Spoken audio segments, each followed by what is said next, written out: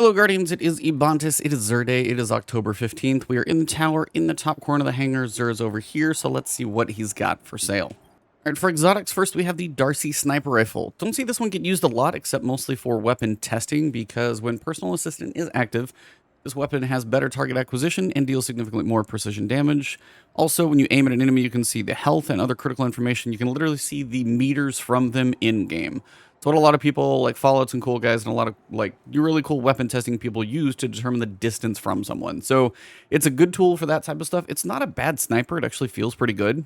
But generally, I just don't see it as like a popular one in the meta. You can have a lot in reserves, though, because you have extended mag, target acquired, decent perks on it. But I remember it always has a lot of like reserve bullets. It's like over like 24, 25, maybe 28 or something if you put double reserves. It's not a bad sniper rifle. You don't have it, buy it, keep it in the vault, at least acquire it for your collections at a minimum. For the hunter, we've got these Stompies. So these are kind of your mobility boots. So some people use these in PvE, some people use these for like exploration, some people use these in PvP to always be jumping up in the air higher and kind of be above you. Perk here's hydraulic boosters, increases the sprint speed and slide distance, also improves high jump, strafe jump, and triple jump. So it is basically your mobility exotic. So if you don't have it at all, you may as well at least buy it once. That way you can experiment with it and have a pair. If you do have it, unfortunately, the stats on this one, there's 24 in resilience. You need a somewhat decent number of resilience, like so you don't get like 1 or 2 tapped by certain hand cannons. But 24 resilience on a pair of boots for a hunter is basically a waste. You're also sitting at 2 recovery, which is pretty terrible across the board. Intellect at 15 isn't bad. Mobility of 8 definitely could be higher, but that 24 is basically wasted mostly on a hunter. So while if you don't have it, you need a pair of these just to experiment with, and then hopefully you can get your stats up in other pieces of gear. But 24 resilience on a hunter, this is not a good stat roll. This thing may as well be a 55 with it being that high. So if you don't have it, it helps to add it to your collections. Otherwise, that stat roll is pretty rough. Titans, we've got the Synthoceps. Biotic Enhancement is your perk. Increased melee lunge range. I think it adds like half a meter to it, so you've got a little bit farther punch. Improved melee and super damage when you are surrounded. So if you're in the middle of the mix, as Titans sometimes are, you're going to be doing a bit more damage, a little more range, a little more super damage as well. It's not a bad way to actually increase damage on some supers. 17 mobility on a Titan. Unfortunately, not really helping. Strength of 12, not bad for melees. Intellect of 9, could be worse. But resilience is kind of a Titan stat, and we got 3. So if we could flop these two stats between the Titan and the Hunter, we would be much better off on both of them.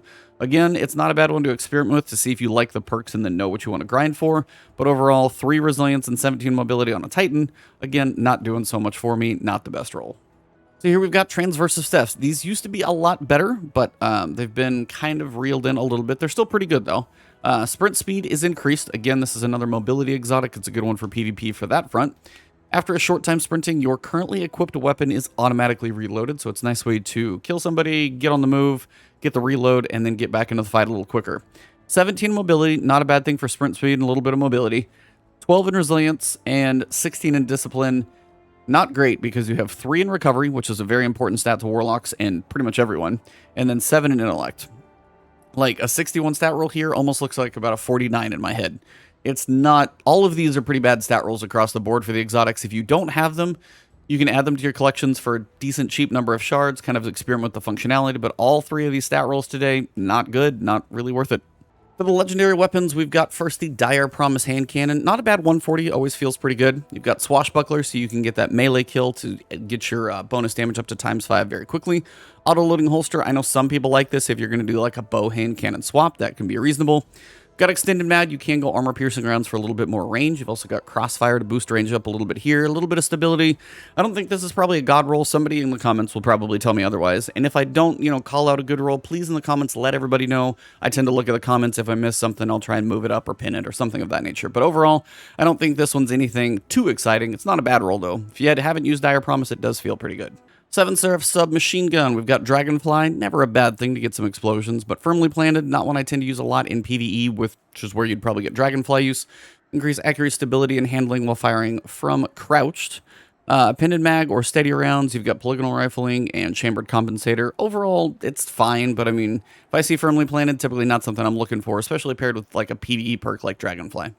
Arsenic Bite. It's a good bow and can have some good perks, but if I see sneak bow on anything, I'm typically just going to put it away. It's not something I'm really like trying to use. I don't think anybody really holds this one in high regards. Sneak bows basically throw away on a bow, so we can skip this one.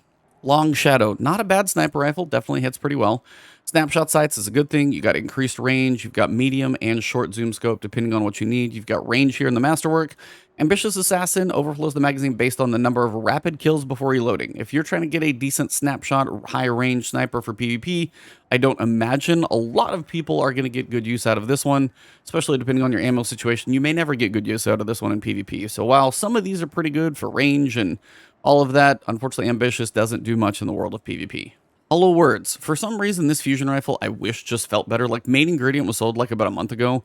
Feels really good. This one, on the other hand, just doesn't. The precision frame, so it's in that middle 660, 740, like middle of the ground charge time. Backup plan, you know, if you switch over, you get that quick swap, quick fire, not bad. Feeding Frenzy, quicker reloads on kills.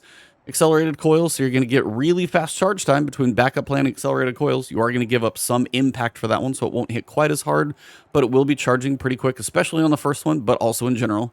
You can get some range, but I would probably take the stability to tighten the spread with some stability here. Not the worst I've seen if you want to, you know, whip this thing out for a quick, like, you know, backup plan, accelerated coils, fusion, you know, take somebody out if they're running at you. For some reason, this one just doesn't do it for me, though. I just don't know what it is. This one just doesn't feel great. But again, personal preference of mine. Grenade Launcher. Outrageous Fortune, Solar Grenade Launcher, but you've got Threat Detector, Quick Draw, nothing too exciting here. Yeah, not much happening on this one.